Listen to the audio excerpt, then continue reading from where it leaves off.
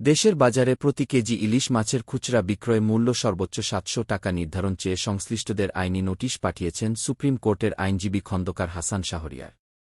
রোববার ২৯ সেপ্টেম্বর ডাকযোগে ও ইমেইলে বাণিজ্য মন্ত্রণালয়ের সচিব, মৎস্য ও প্রাণিসম্পদ মন্ত্রণালয়ের সচিব, জাতীয় ভোক্তা অধিকার সংরক্ষণ অধিদপ্তরের মহাপরিচালক, বাংলাদেশ প্রতিযোগিতা কমিশনের চেয়ারম্যান, জাতীয় রাজস্ব বোর্ডের চেয়ারম্যান এবং আমদানি ও রপ্তানি প্রধান নিয়ন্ত্রকের দপ্তরের প্রধান নিয়ন্ত্রকের ঠিকানায় এ নোটিশ দিয়েছেন খন্দকার হাসান শাহরিয়ার।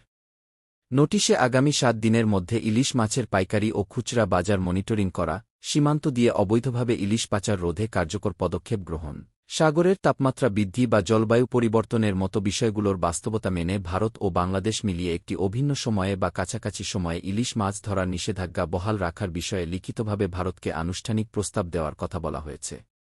সেই সঙ্গে ভবিষ্যতে যে কোনো দেশে ইলিশ রপ্তানির ক্ষেত্রে বাংলাদেশের বাজার মূল্যের চেয়ে কম দামে যেন রপ্তানি না করা হয়, সেই বিষয়টি নিশ্চিত করার কথাও বলা হয়েছে।